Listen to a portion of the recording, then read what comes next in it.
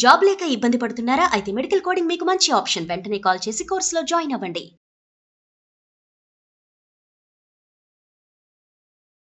నమస్తే రమగారు. నమస్తే జయ. రమగారు, మంచికైనా చెడుకైనా ఎంతసేపు పక్కన వాళ్ళని అనేస్తూ ఉంటాం. మంచి జరిగితే మన గొప్ప, చెడు జరిగితే వాళ్ళ వల్లనే. వేరే వాళ్ళ మాటలు విని బాగుపడే వాళ్ళు ఉంటారు, చెడిపోయే వాళ్ళు ఉంటారు. కానీ పలానా వాళ్ళ వల్ల చెడిపోయారు, మన పిల్లలు పాడైపోయారు, లేకపోతే మనం పాడైపోయాం, మన జీవితం ఇట్లా అయిపోయింది, అదే మాట్లాడుకుంటాం తప్ప అబ్బా వాళ్ళు ఈ మంచి మాట చెప్పారు, ఇది విన్నాను, దీంతో నా జీవితం ఎక్కడికో వెళ్ళింది, ఎక్కడికో వెళ్ళకపోయినా మంచిగా ఉంది కనీసం, అది మాత్రం వినం కదా రమ్మగారు. కొంచెం తక్కువే వింటాను జయ. ఎదుటి వాళ్ళ వల్ల మాకు ఉపయోగపడ్డారు అని చెప్తే అలాంటి పరిస్థితి ఈ రోజుల్లో ఉందంటారా? చాలా తక్కువ కదా, చాలా తక్కువ. రెండో కేటగిరీ ఎక్కువ ఎక్కువ ఉంటారు. వీళ్ళ వల్ల మాకు చెడ్డ పేరు వచ్చింది, అవి వస్తాయి. వీళ్ళ వల్లే మా పిల్లలు చెడిపోయారు, అవి వస్తాయి. ప్రతి వాడెవడో ఒక హత్యా ప్రయత్నమో చేశాడు. ఎందుకు చేశారంటే నా ఫ్రెండ్స్ నన్ను రెచ్చగొట్టారంటాడు. అదే కారణం. మన సినిమాల్లో కూడా చూస్తాం. అమ్మాయి నిన్ను ఎందుకు ప్రేమించదు, నువ్వు దాని వెనకాల పడుతుంటే దానికి నీ మీద ప్రేమ లేకపోవడం ఏంటి, దాన్ని చంపేయాలి, నీకు దక్కంది ఇంకెవరికి దక్కకూడదు, నిన్నే కాదందా దానికి ఎంత గుండెలు, ఇలా పిచ్చి బాగులు బాగుతారు. దాంతో వీడు దాని మీద యాసిడ్ పోస్తాడు, తీసుకుపోయి యాసిడ్ పోస్తాడు, కత్తులు పెట్టి నరికేస్తారు, పొడి చేస్తారు, చంపేస్తారు. ఫ్రెండ్స్ని ఎవరినో తీసుకెళ్ళి దాని మీద ఉసిగొలుపుతారు, పీక విసికేస్తారు. ఎన్ని చూసాం. విచిత్రంగా ఇలాంటివి ప్రోవోక్ చేయబడి చేసినవి కనిపిస్తాయి. కానీ ప్రపంచానికి మంచి సలహాతోటి బాగుపడ్డ వాళ్ళు లక్షల మంది ఉంటారు జయ. వాళ్ళు కనిపించే ఎవరు కనపడరు, చాలా కష్టం. అవును, ఇది హ్యాండిల్ చేయలేకపోతారు జనం. అవును, అది దాన్ని చెప్పరు ఎవరో ఒకళ్ళు. మనం సాధారణంగా ప్రతివాడి జీవితంలో టర్నింగ్ పాయింట్ ఎవడో ఒకటి సలహా వల్లే జరుగుతాయి జయ. అందుకే మనం కొత్త ప్రోగ్రామ్ ఒకటి చేస్తా ఉన్నాం రమ్మగారు, టర్నింగ్ పాయింట్. ఎవరో ఒకళ్ళ మంచి మాట వల్ల, ఎవరో ఒకళ్ళు ఇచ్చిన ఐడియా వల్ల, ఇదేదో చేస్తే బాగుంటుంది, ఇలా కూడా చేయొచ్చు అని చెబితే దానివల్ల పైకి వెళ్ళేవి ఉంటాయి బాగా. చాలా మంది ఉంటాయి. ప్రతి వాళ్ళు మీరు ఆలోచించుకోండి. అవును ఫలానా ప్రైమ్ టైంలో వాళ్ళు సలహా చెప్పారు, వాళ్ళు ఎవరో చెప్పారు, అసలు వాళ్ళు ఎవరో కూడా మనకు తెలియక్కర్లా. అవును, స్నేహితులే కావక్కర్లా. ఒక క్యాజువల్ టాక్ వల్ల ఐడియాస్ వచ్చి కూడా మనం టర్న్ అయిపోయిన జీవితాలు బోల్డ్ మంది ఉంటాయి. ఒప్పుకుంటారు, ఒప్పుకోరమ్మా, ఒప్పుకోరు కొంతమంది. నేను ఒప్పుకుంటాను, నేనైతే ఖచ్చితంగా చెప్తా ఆ మాట. ఒక్కొక్కటి టర్నింగ్ పాయింట్. మీరు ఆలోచించండి, నేను చెప్పగలుగుతున్నానా అని. ఏదైనా చెడంగానే మనం వాళ్ళ పేర్లు చెప్పేస్తుంటాం, వీళ్ళ వల్ల వాళ్ళ వల్ల. దానికి మనం ఎంత కారణం అయ్యామని మనం చచ్చినా ఆలోచించాం కదా. మన మనస్తత్వాలు అట్లా ఉంటాయి మనుషులవి. ఒక తమాషా కథ ఉంది జయ. ఒక అడవిలోనట పెద్ద పులి, అది రాజుగా ఉండేదట. తొలి కాలంలో అది రాజు అయినప్పుడు ఒక హంస, నెమలి దాని దగ్గర మంత్రులుగా ఉండేవాళ్ళు. హంస ఎంత మృదువైనది, నెమలి ఎంత నాజుకైనది. హంస నెమలి ఉండేవి. అయితే ఏమైంది, ఒక రోజునట వీళ్ళు అడవిలో కొలువు తీరి అన్నీ మాట్లాడుకుంటుంటే దూరం నుంచి ఒక బ్రాహ్మణుడు వచ్చాడట. పులి పొలకుబ తెలిసిపోతుంది, అది ఉన్నప్పుడు నిశ్శబ్దంగా ఉంటుంది అడవంతా. బ్రాహ్మడు ఆ పులిని చూసి వణికిపోయాడట. అప్పుడు ఈ నెమలి, హంస వెళ్ళి బ్రాహ్మడి దగ్గరికి, అయ్యా రండి, మహారాజు గారు కొలువు చేశారు, మా అడవి రాజుగారు, మీరు తప్పకుండా వారిని దర్శించాలి అని వెంబడి పెట్టు తీసుకొచ్చాడు. పులి దగ్గరికి వెళ్తుంటే పెదవులు వణికిపోయి, కాళ్ళు వణికిపోయి వచ్చేసేలాగుంది. మరి పడిపోదు, భయం, వణికిపోతుంటే హంసేమో ఆయన పక్కనే నిలబడి ఆయన ఇట్లా రెక్కతోటి అంటే ఏం భయం లేదు. నెమలి వెళ్ళి, అయ్యా రాజుగారు, ఈ బ్రాహ్మడు మహాపండితుడండి, అసలు ఆయన గొంతు వింటేనే సమస్త వేదాలు మనకు అర్థమైపోతాయి, ఎంత గొప్పవాడో, మీరు కొత్తగా రాజు అయ్యారు, మరి రాజుకి ఎలాంటి లక్షణాలు ఉండాలి, ఒక రాజు ఎట్లా చేయాలి, అవన్నీ మీరు ఇతన్ని అడిగి తెలుసుకుందరు. కానీ బ్రాహ్మణ ఆయన చాలా బాగా చెప్తాడండి, ధర్మశాస్త్రం విడదీసి చెప్పగలుగుతాడు, రండి ఆయనతో మాట్లాడుదురు. కానంటే పులి ఒక్కో అడుగు వేసి దగ్గరకు వస్తుంటే ఉడికి చచ్చిపోయాడు బ్రాహ్మడు. కానీ పులి ఆ గాండ్రింపు గొంతుతోటి, అయ్యా నమస్కారం, భయపడకండి, నేను మిమ్మల్ని ఏం చెయ్యను, మా మంత్రులు ఇద్దరు చెప్తున్నారు మీరు గొప్ప ధర్మాత్ములని, ధర్మం తెలిసిన వాళ్ళు, బాగా న్యాయబుద్ధి కలిగిన వారని, అసలు నేను రాజ్యం ఎలా చేయాలో నాకు బోధించండి, రండి ఇక్కడ కూర్చోండి అని వెంబడిపెట్టు తీసుకెళ్ళి తను చోట కూర్చుని ఆయనకు ఒక గట్టు లాంటిది చూపించింది. బ్రాహ్మడు వణుక్కుంటూనే అక్కడ కూర్చుని, రాజు అయిన వాడు ప్రజలతోటి ఎట్లా ప్రవర్తించాలి, రాజధర్మం ఏమిటి చెప్పండి. అనేది చక్కగా పావుగంట సేపు బోధించాడు.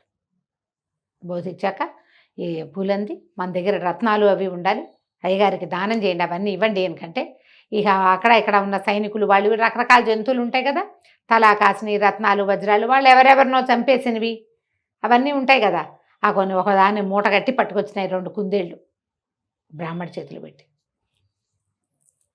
చాలా సంతోషించాడు బ్రాహ్మడు. అనేక అనేక ఆశీర్వాదాలు దీవించి, మంత్రులందరినీ దీవించి, ఎంత చక్కటి మంత్రులు, ఎంత చక్కటి సలహాదారులు. మంత్రి అంటే ఏమిటమ్మా, అంతే కదా. సలహాదారులే కదా. సంతోషించి వెళ్ళిపోయాడు. చాలా బాగుంది. తర్వాత ఒక 3-4 సంవత్సరాలు గడిచాయి. మన పులిరాజు గారు గట్టిపడ్డాడు చాలా, వ్యాఘ్రరాజు. తర్వాత ఏమైంది, పక్షుల టర్న్ అయిపోయి ఒక గుంటనక్క ఒక తోడేలు ఈ 2 మంత్రులేనే. రాజు అయితే ఆయనే.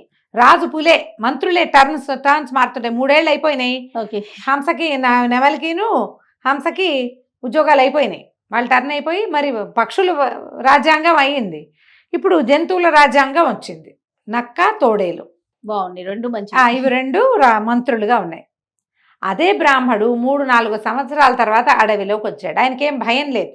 ఇది వరకు విన్నాడు కాదు, వరకు విన్నాడు కదా, రాజుగారు గొప్పవాడు, తన మాటలు ఆయన విన్నాడు, వజ్రాలు రత్నాలు ఇచ్చాడు, ఇస్తే ఇస్తాడు, ఇవ్వకపోతే పోతాడు, కానీ వదిలి ఆశీర్వచనం చేయొచ్చు అనుకున్నాడు. భయపడకుండానే వస్తున్నాడు. కానీ ఈ నక్క తోడేలు చూడగానే అబ్బా, బ్రాహ్మడు బాగా పప్పు అన్నం తిని బలిసున్నాడు.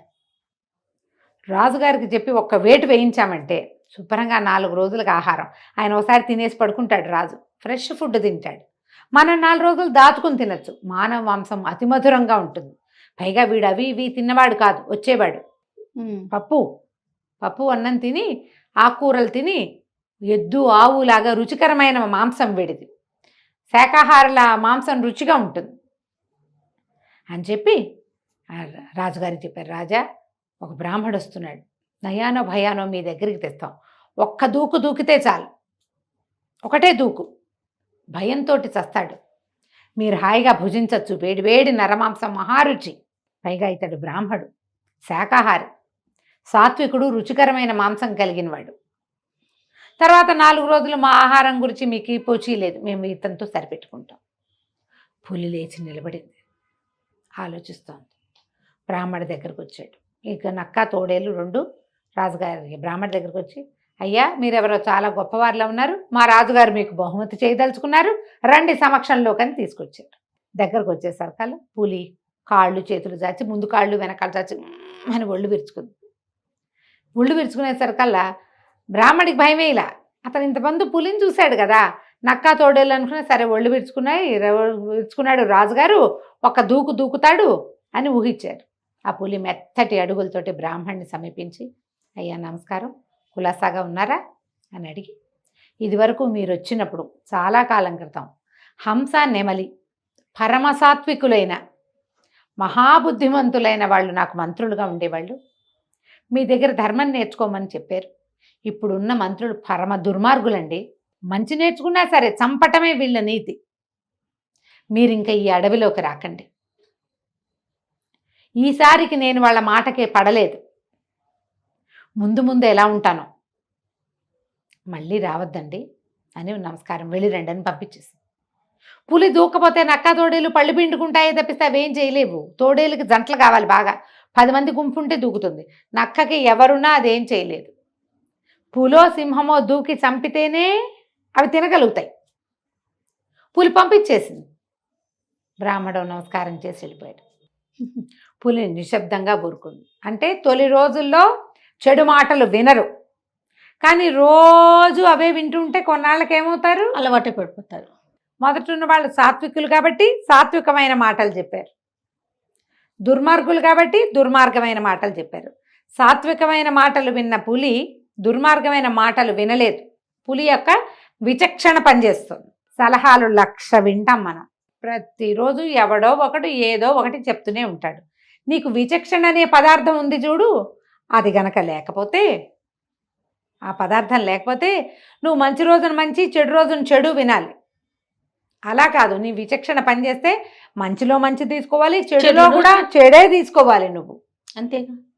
చెడుని కూడా యాప్ట్ తీసేసుకోకూడదు లోపలికి. చెడుని విసర్జించడం నీకు ఒక విచక్షణ అనేది కావాలి. చెవులు నింపే వాళ్ళవి కాదు, చెవులు వినేవాడు చెవులు కొయ్యమన్నారని చెప్తారు. అంతేగా, చెప్పేవాడు 100 చెప్తాడు, వినేవాడికి కదా బుద్ధి ఉండాలి కదా. 100%. ఈ సలహాలు సంప్రదింపులు చేసేటప్పుడు మంచి చెడు చెప్పింది గుడ్డిగా చేయకండి, గుడ్డిగా చెయ్యొద్దు. సలహా విని, ఒక మాట విని ఎవరైనా మనని ప్రొవోక్ చేసినా, ఎవరైనా మనని కిందకి లాగేయటానికి ప్రయత్నం చేస్తారు. ఒక్కొక్కసారి అట్లా కూడా జరుగుతుంది.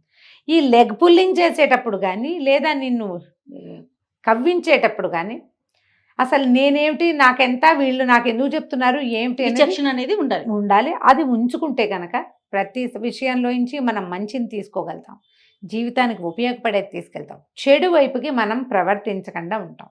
ఈ కథని పిల్లలకి చెప్పండి, తప్పకుండా. ఇది కార్పొరేట్ స్టోరీగా కూడా ఉపయోగించుకోవచ్చు. పిల్లలకే కాదు రమ్య గారు, పెద్దవాళ్ళకు కూడా. స్టోరీ. పెద్దవాళ్ళకు కూడా. ఎస్. కంచికి మనం ఇంటికి. నమస్తే రమ్య గారు. నమస్తే జయ.